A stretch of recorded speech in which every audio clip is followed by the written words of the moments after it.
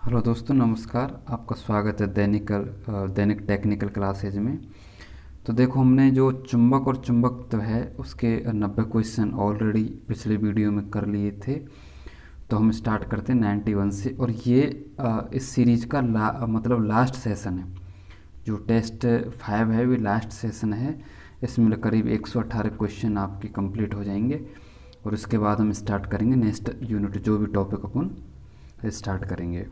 तो चलो हम स्टार्ट करते हैं आज का सेशन। तो 91 देखो। वह ताप जिसके ऊपर पदार्थ वह ताप जिसके ऊपर पदार्थ अनुचुंबकीय और जिसके नीचे लोह चुंबकीय होता है, उस ताप को क्या कहते हैं। देखो, एक टेम्परेचर की एक बॉर्डर होता है। मतलब इसके ऊपर यदि टेम्परेचर बढ़ाएंगे तो वो अनुचुंबकीय हो जाएगा, और यदि इसके नीचे टेम्परेचर रहा तो वो हो जाएगा लोहे चुंबकीय पदार्थ। तो इस प्रकार के ताप को कहते हैं क्यूरी ताप, और ये हर पदार्थ के लिए अलग अलग होता है। तो पहले ऑप्शन देख लो, तो सी इज़ द करेक्ट आंसर हो जाएगा। देखो, ये बहुत इंपॉर्टेंट प्रश्न है, कई बार एग्जाम में पूछा, लगभग 2018 में पूछा था एसएससी में, और 2019 में जो जूनियर इंजीनियर थी उसमें पूछा था। तो ये बहुत इंपॉर्टेंट पदार्थ है। तो देखो, यदि ऐसा टेम्परेचर जिसके ऊपर तो अणुचुंबकीय और उसके नीचे लोहे चुंबकीय पदार्थ हो जाता है, उस तापमान को कहते हैं क्यूरी तापमान। अब आपको 3 टेम्परेचर याद रखने हैं। एक तो याद रखना है लोहे का, एफी का। लोहे का क्यूरी टेम्परेचर होता है 973 केल्विन, 973 के। लोहा हो गया। उसके बाद होता है निकेल। निकेल का होता है एन आई का होता है 673 केल्विन। तीनों मान याद रखने। तीसरा होता है कोबाल्ट, जिसको कहते हैं सीओ, और इसका टेम्परेचर होता है 373 केल्विन। मतलब लोहे का 973 केल्विन, और निकेल का 673 केल्विन, और कोबाल्ट का 373 केल्विन। क्या चीज़ें हैं ये? क्यूरी टेम्परेचर है। क्या भैया जी? Curie temperature. क्यूरी टेम्परेचर का मतलब क्या है? एक पर्टिकुलर टेम्परेचर है, फिक्स टेम्परेचर है, जिसके ऊपर तो अणुचुंबकीय और जिसके नीचे लोहे चुंबकीय पदार्थ में बदल जाता है। तो क्या है उसका नाम? Curie temperature. ठीक है ना। नेक्स्ट देखो, निम्न में से फ्लक्स की एक इकाई नहीं है। पहले बात तो पूछा नहीं है, तो फ्लक्स की इकाई कौन कौन सी है? बेवर। हाँ बिल्कुल, बेवर सही है। टेस्ला, टेस्ला नहीं है। टेस्ला चुंबकीय फ्लक्स की इकाई नहीं है। ठीक है ना। नेक्स्ट देखो, मैक्सवेल बिल्कुल है। देखो, टेस्ला किसकी इकाई है? तो भैया जी, टेस्ला चुंबकीय क्षेत्र की इकाई है। चुंबकीय क्षेत्र की इकाई किसकी इकाई है? देखो, ये जो टेस्ला है, ये चुंबकीय क्षेत्र की ऐसा इकाई है।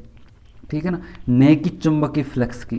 कई बार कन्फ्यूजन हो जाते हो आप कि चुंबकीय क्षेत्र चुंबकीय फ्लक्स में क्या अंतर है। जो चुंबक के चारों ओर वाला क्षेत्र है उसको कहते हैं चुंबकीय क्षेत्र, लेकिन वो किस सघनता से है उसको कहेंगे चुंबकीय फ्लक्स। तो इसमें बी ऑप्शन सही है अपना, ऑप्शन के हिसाब से। अब देखो, कई बार आपसे पूछ लेता कि एक वेबर बराबर कितने मैक्सवेल होते हैं, तो ये आपको याद रखना है। एक वेबर बराबर होते हैं, एक वेबर बराबर होता है 10⁸ मैक्सवेल। ठीक है ना, ये चीज़ याद रखना, क्योंकि इसका आगे आपको क्वेश्चन देखने को मिलेगा। तो एक वेबर बराबर हो जाएगा 10⁸ मैक्सवेल। तो अपन के इस ऑप्शन के हिसाब से बी ऑप्शन करेक्ट हो जाएगा। नेक्स्ट देखो, दो चुंबकीय ध्रुवों के बीच की दूरी दुगनी की जाती है और उनके ध्रुव बल भी दुगने कर दिए जाते, तो उनके बीच सामर्थ्यता का मान होगा। देखो भैया जी, अपन नॉर्मल सा फॉर्मूला अपन लगा लेते हैं, माना कि Q1 इंटू Q2 बटे R होता है, नहीं कि R²। ठीक है ना। तो इसको भी दुगना दुगना दुगना कर दिया, डी मान लेते हैं यहाँ, और दूरी को भी दुगना दुगना कर दिया, तो 2 से 2 कट जाएगा। मतलब उसकी जो सामर्थ्यता है ना, उसकी जो जो ध्रुव की सामर्थ्यता है, उसमें कोई परिवर्तन देखने को अपन नहीं मिलेगा। तो इस लिहाजे से C option is the correct answer हो जाएगा। तो यदि ये सिचुएशन दे रखी है अपनी, तो इसमें C option is the correct answer हो जाएगा। नेक्स्ट देखो 94, चुंबकीय परिपथ का प्रतिष्ठम या रिलेक्टेंस किस पर निर्भर करता है? देखो भैया जी, मैंने आपको पहले ही बता दिया, ये डिपेंड करता है एन गुना आई पे। मतलब या तो मतलब कुंडली में करंट पे, या फिर लपेटों की संख्या पे। इन दोनों पर डिपेंड करता है कि ये चुंबकीय परिपथ का प्रतिष्ठम या रिलेक्टेंस। तो option number C is the correct answer हो जाएगा। ठीक है ना, किस पे डिपेंड करता है, करंट पे भी डिपेंड करता है और लपेटों की संख्या पर भी डिपेंड करता है। तो option number C is the correct answer हो जाएगा। नेक्स्ट देखो, वह सामग्री जो इसमें पैदा हुई चुंबकीय फ्लक्स का विरोध कौन करता है, रिलेक्टेंस करता है, जिसको हम प्रतिष्ठम कहते हैं हिंदी में। Option number D is the correct answer, जिसको कहते हैं रिलेक्टेंस कहते हैं। ये तो चुंबकीय फ्लक्स में बाधा उत्पन्न करता है, कौन करता है, रिलेक्टेंस, या इसको हिंदी में बोलेंगे प्रतिष्ठा। तो D option is the correct answer हो जाएगा। नेक्स्ट देखो, ये प्रश्न बहुत इंपॉर्टेंट है, इसको थोड़ा हिसाब से पढ़ो। चुंबक का गुण निम्नलिखित में कौन सा नहीं है, पहले क्वेश्चन को तो नहीं पूछ रहा है। यह लोहे में से धातु को आकर्षित करता है, बिल्कुल सही बात है। समान ध्रुव एक दूसरे को प्रतिकर्षित करते हैं और असमान ध्रुव एक दूसरे का आकर्षित, बिल्कुल सही बात है। हथौड़े की चोट पर गर्म करने या ऊंचाई से गिराए जाने पर चुंबक के गुण समाप्त हो जाते, बिल्कुल सही बात है। लेकिन डी वाला ऑप्शन हमारा गलत है। चुंबक को जब खंडों में तोड़ा जाता है तब प्रत्येक खंड एक स्वतंत्र चुंबक के रूप में कार्य नहीं करता। ठीक है ना, तो C option is the correct answer हो जाएगा। ये इसको जैसे ही तोड़ेंगे तो इसमें एन और एस ही फ्लक्स बनेंगे, ये कोई अलग चुंबक से अपन को अलग चुंबक प्राप्त नहीं होगी। तो option number C is the correct answer हो जाएगा। ठीक है ना, नेक्स्ट देखो, विद्युत चुंबक में चुंबक की सामर्थ्यता परिवर्तित की जा सकती है, ये बात मैंने आपको पहले ही बता दी। M F the force requirement motion of magnetic, ये डिपेंड करता है एन गुना आई पर। मतलब यदि या तो आप लपेटों की संख्या चेंज कर दो या फिर धारा का मान चेंज कर दो, तो option number C is the correct answer हो जाएगा। या तो करंट में परिवर्तन कर दो या फिर बाइंडिंग के टर्नों में परिवर्तन कर दो, तो उससे चुंबक की सामर्थ्यता में परिवर्तन किया जा सकता है। सी इज द करेक्ट आंसर हो जाएगा। नेक्स्ट देखो, चुंबकीय फ्लक्स, मैग्नेटिक फ्लक्स किस दृष्टिकोण के व्युत्क्रमानुपाती होता है। देखो इसका आंसर आ जाएगा चुंबकीय प्रतिष्ठम, जिसको कहते हैं रिलेक्टेंस कहते हैं। देखो मैंने आपको फॉर्मूला स्टार्टिंग में बताया था, फ्लक्स बराबर होता है एम एफ बटे रिलेक्टेंस, एम एफ बराबर रिलेक्टेंस।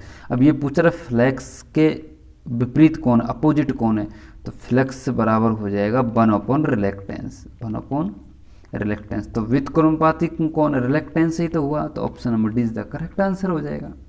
ठीक है ना, तो 99 देखो, लेंज के नियम के अनुसार समीकरण है, तो लेंज का नियम होता है ई बराबर माइनस के d∅/dt होता है। ठीक है ना, तो option number B is the correct answer, लेकिन इसमें ऑप्शन में माइनस जरूर होना चाहिए था। ठीक है ना, तो ये किसका नियम है, ये लेंज का नियम। लेंज का नियम क्या है कि जिसके कारण उसकी उत्पत्ति होती है उसी का विरोध करना प्रारंभ कर देता है। ठीक है ना, तो ये इसमें ऑप्शन कौन सा आ जाएगा, B option is the correct answer हो जाएगा। तो minus d∅/dt is the correct answer हो जाएगा। नेक्स्ट देखो, हाँ, फैराडे के नियम में होने वाले ऋणात्मक चिन्ह, देखो मैंने पहले ही बता दिया था, ये जो फैराडे का या फिर लेंज का जो इसमें माइनस चिन्ह होता है, इसका मतलब क्या है कि जो प्रेरित ईएमएफ है और चुंबकीय प्रवाह में परिवर्तन एक दूसरे के विरुद्ध कार्य कर रहे हैं। ठीक है ना, तो option number C is the correct answer हो जाएगा। ठीक है ना, यही तो चीज़ बताई मैंने आपको कि जो ईएमएफ है और जो चुंबकीय प्रवाह है ये एक दूसरे के विरुद्ध, मतलब विपरीत, इनकी जो डायरेक्शन है वो अलग अलग है। देखो एक बात याद रखना, देखो कई बार आपके पास में आता -5, तो -5 कोई वैल्यू नहीं होती, ये माइनस केवल दिशा को प्रदर्शित करता है। किसको प्रदर्शित करता है, केवल डायरेक्शन को शो करता है, केवल माइनस। ठीक है ना, तो उसी के अनुसार फैराडे के नियम के अनुसार ये जो ऋणात्मक चिन्ह है, इसका मतलब क्या है कि जो प्रेरित ईएमएफ है और चुंबकीय प्रवाह की जो में परिवर्तन है वो एक दूसरे के विपरीत कार्य कर रहा है। ठीक है ना, तो ये ऋणात्मक केवल दिशा को ही प्रदर्शित करता है। ठीक है ना, चलो नेक्स्ट देखो 101, एक विद्युत यांत्रिक, विद्युत का मतलब होगा इलेक्ट्रिकल, यांत्रिक का मतलब होगा मैकेनिकल, रिले का मतलब ये ऑटोमेटिक, थोड़ा ये जो फॉल्ट होता है उनको संकेत करती है कौन, रिले। खालिस्तान के सिद्धांत पर कार्य करती। देखो विद्युत यांत्रिक रिले तो 100% विद्युत चुंबकीय सिद्धांत पर ही कार्य करेगी। फैराडे सिद्धांत का मतलब कोई है ही नहीं, स्थिर विद्युत तो कोई मतलब नहीं, विद्युत अपघट का तो हो ही नहीं सकता। तो option number A is the correct answer आ जाएगा। तो अपन की जो विद्युत यांत्रिक रिले है वो विद्युत चुंबक के सिद्धांत पर कार्य करती है, तो option number A is the correct answer. Next देखो, एक विद्युत यांत्रिक रिले के सिद्धांत पर कार्य करती है, दोबारा आगे रिपीट, तो इसमें क्या मतलब A answer is the correct answer हो जाएगा। नेक्स्ट देखो 102, पूरी तरह से चार्ज होने पर लेड एसिड बैटरी, कौन सी? Lead acid battery. देखो बैटरी का मतलब क्या है कि यदि देखो इस टाइप का सिंबल है आपके पास, ठीक है ना, उसको कहेंगे हम सेल, ठीक है ना। लेकिन दो या दो से अधिक सेलों को जोड़ दिया जाए तो वो बैटरी का रूप धारण कर लेगी, ठीक है ना। तो फिर सिंबल इस टाइप से हो जाएगा, इसको कहेंगे हम बैटरी। तो ये बात कर रहा है कि यदि एक बैटरी है, कौन सी है? लेड एसिड बैटरी है, इसको यदि हम फुल चार्ज कर दें तो उस स्थिति में वोल्टेज का मान कितना होगा? तो भैया यदि एक सेल के वोल्टेज का मान होगा 2 वोल्ट। ये भी बहुत इंपॉर्टेंट प्रश्न, कई बार एग्जामों में पूछा गया है। तो यदि जो लेड एसिड बैटरी है उसको यदि हम फुल चार्ज करते हैं तो उसके जो एक सेल है उसमें 2 वोल्ट अपन स्टोर कर पाएंगे, मतलब दो वोल्टेज उसमें स्टोर रहेंगे, ठीक है ना। नेक्स्ट देखो 103, निम्नलिखित विकल्पों में से लोहित चुंबकीय पदार्थ कौन सा है? तो भैया जी लोहित चुंबकीय पदार्थ की तो आपको याद रखने पड़ेंगे, कौन सा लोहित चुंबकीय है, कौन सा अलोहित चुंबकीय पदार्थ, ये सारे आपको चुंबकीय पदार्थ याद रखने पड़ेंगे। लोहित चुंबकीय पदार्थ ऐसे हैं जो चुंबक को आकर्षित करते हैं या फिर आसानी से चुंबक हो जाते हैं। इनमें से सी इज द करेक्ट आंसर हो जाएगा। निकल क्या है? निकल इज द करेक्ट आंसर। देखो निकल के संदर्भ में अभी मैं थोड़ी देर पहले एक बात की थी, इसका क्यूरू टेम्परेचर कितना होता है? 673 केल्विन इसका क्यूरू टेम्परेचर होता है। किसका? निकल का। और सबसे ज़्यादा किसका होता है? लोहे का होता है। कितना होता है? 973 डिग्री केल्विन, ठीक है ना। तो निकल का टेम्परेचर याद रखो 673 और लोहे का 973, ये मैंने थोड़ा बता दिया है। नेक्स्ट देखो, हिस्टेरिसिस हानि कम करने के लिए आवश्यक है। देखो भैया हिस्टेरिसिस हानि क्या है? एक लूप होता है, इस लूप का मतलब है ये एज ए लॉस के रूप में कार्य करता है। तो यदि इसको कम करना है तो इसका कारण मतलब इसको यदि अपन को कम करना है तो इसको कम करने के लिए आवश्यक है कि आप ऐसे पदार्थ का चयन करो जिसका निम्न हिस्टेरिसिस गुणांक हो, तो ये कम हो सकती है, ठीक है ना। मतलब ऐसे पदार्थ का चयन करो जिसमें हिस्टेरिसिस हानियाँ कम होती हों, उसके लिए आवश्यक है कि उस पदार्थ का निम्न हिस्टेरिसिस गुणांक होना चाहिए, ठीक है। इसलिए तो हम लोहे को यूज करते हैं क्योंकि लोहे का ये कम होता है। चलो नेक्स्ट देखो, बाएं हाथ के नियम में अंगूठा क्या कार्य करता है? देखो अब इसने पूछा नहीं है दाएं हाथ का नियम या फिर बाएं हाथ का नियम, किसी के हाथ के नियम हो, अंगूठा हमेशा बल को प्रदर्शित करता है। तो चालक पर लगने वाले बल को प्रदर्शित करता है कौन? अंगूठा। अब पिछली बार वीडियो में देख सकते हो, मैंने चित्र से ये सारी चीज़ें समझा दी हैं, ठीक है ना। तो सी इज़ द करेक्ट आंसर हो जाएगा आपका, ठीक है ना। बाएं हाथ के नियम का जो अंगूठा है वो चालक पर लगने वाले बल को प्रदर्शित करता है। चलो नेक्स्ट देखो, प्रतिष्ठम का व्युत्क्रम होता है चुंबकशीलता। यह इसको कहते हैं अपन प्रतिष्ठम का प्रवेश का कहते हैं इसको। तो A option is the correct answer हो। इसको देखो चुंबकशीलता के भी नाम से जाना जाता है, चुंबकशीलता के नाम से भी इसको जाना जाता है, प्रवेश का कहते हैं इसको। तो प्रवेश का इज द करेक्ट आंसर हो जाएगा, तो ए इज द करेक्ट आंसर हो जाएगा। नेक्स्ट देखो, इस्पात को चुंबकित करना कठिन है, क्योंकि ये तो पहले भी आ चुका है, क्योंकि इसकी जो चुंबकशीलता है वो बहुत उच्च होती है। उच्च होने के कारण इसको जो चुंबकित करना वो थोड़ा टफ कार्य है, थोड़ा कठिन कार्य है। तो option number C is the correct answer हो जाएगा। हिस्टेरिसिस लूप का क्षेत्रफल पदार्थ किस गुण की माप है? तो भाई यदि प्रति चक्र में कितनी ऊर्जा व्यय करेगा इसी का मान ज्ञात करता है लूप, ठीक है ना। लूप का मतलब क्या है? ये लूप होता है, ये क्या प्रति चक्र में कितनी ऊर्जा को व्यय कर देगा, खपत कर देगा, ठीक है ना, क्योंकि वो अपन के काम की तो ऊर्जा है नहीं है। तो उस ऊर्जा जो लॉस ऊर्जा है उसको प्राप्त करने के लिए, उसको ज्ञात करने के लिए अपन हिस्टेरिसिस लूप का प्रयोग किया जाता है, जो कि प्रति चक्र में व्यय ऊर्जा को प्रदर्शित करता है। तो option number D is the correct answer हो जाएगा। नेक्स्ट देखो 109, निम्न में से असत्य कौन सा है? असत्य छांटना है केवल। एक वेबर बराबर 1 × 10⁻, भैया जी 8, मैक्सवेल बिल्कुल सही है। एक टेस्ला बराबर 10⁻, ठीक है ना, पावर 4 गैस, ये बिल्कुल सही है। एक एम्पियर टर्न प्रति 4, ये बिल्कुल गलत, ये तो होता ही नहीं कोई चीज़, ठीक है ना। एक एम्पियर टर्न प्रति मीटर बराबर 0.012 और स्टर्ड, ये सही है। तो option number D is the correct answer है अपन को, ठीक है ना, ऑप्शन नंबर सी, क्योंकि ये होता ही नहीं है, ठीक है ना। बाकी ये तीनों चीज़ों आपको याद भी रखनी है, ठीक है ना। एक वेबर बराबर 10⁸ मैक्सवेल, एक टेस्ला बराबर 10⁻4 गैस, और एक एम्पियर टर्न प्रति मीटर बराबर 0.01215 और स्टेट, ठीक है ना। तो ये आपको तीनों वैल्यू आपको याद रखनी, लेकिन क्वेश्चन के हिसाब से अपन को सी इज द करेक्ट आंसर हो जाएगा। देखो ये लूप है, आपके दिमाग में आ रहा होगा, पता नहीं सर ये कहाँ से, ये जो हिस्टेरेसिस लूप है ये हमने देखा ही नहीं, तो इसको चित्र में देख सकते हैं आप। इस तरह का लूप होता है जो कि प्रति चक्र में वह ऊर्जा को प्रदर्शित करता है। देखो ये जो डी वाली ऑप्शन है, ये मतलब स्वैचुरेशन स्थिति। स्वैचुरेशन स्थिति क्या है कि यहाँ से ज़्यादा अब कोई चीज़ स्वैचुरेशन नहीं होगी। इनमें तमाम तरह की चीज़ हैं, तो वो तो हम जब डिक्लेयर करेंगे चीज़ों को, एक को अपन थ्योरेटिकल पढ़ेंगे, तो उस समय हम सारी चीज़ों के बारे में अपन चर्चा कर पाएंगे। फिलहाल आप तो इतना ही रखो, जो हिस्टेरेसिस लूप है वो प्रति चक्र में व्यय ऊर्जा को प्रदर्शित करता है, ठीक है ना। नेक्स्ट देखो, एक मैक्सवेल, देखो भैया जी इसने घुमा दिया क्वेश्चन। एक वेबर बराबर होता है 10⁸ मैक्सवेल।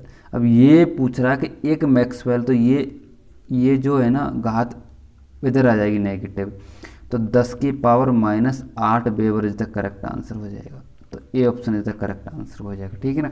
इसमें कन्फ्यूज होने की ज़रूरत नहीं है, आप प्रश्न को पहले आराम से पढ़ो। यदि पूछे कि एक वेबर बराबर, तो 10⁸ मैक्सवेल करना है आपको, और यदि एक मैक्सवेल पूछे तो आपको 10⁻⁻8 वेबर करना है, ठीक है ना। प्रश्न को पहले तो तरीके से पढ़ो, उसके बाद आपको जवाब देना है। नेक्स्ट प्रश्न देखो, निम्न में से प्रति चुंबकीय पदार्थ है, मतलब प्रति चुंबकीय पदार्थ कौन सा है जो चुंबक को आकर्षित नहीं करता? तो जस्ता इज द करेक्ट आंसर हो जाएगा, सी इज द करेक्ट आंसर हो जाएगा। नेक्स्ट देखो, एक चुंबक के ध्रुव को कभी भी अलग नहीं किया जा सकता। मैंने आपको ये कितनी बार बता दिया है, तो अलग नहीं किया जा सकता, A option is the correct answer हो जाएगा। कम धारण क्षमता के पदार्थ उपयुक्त होते हैं। देखो जिनकी धारण क्षमता कम है, मतलब जो चुंबकीय फ्लक्स को कम धारण कर सकते हैं, उनको अस्थायी चुंबक के लिए प्रयोग किया जाता है। तो A option is the correct answer हो जाएगा। ये भी प्रश्न 2-3 बार आ चुका है।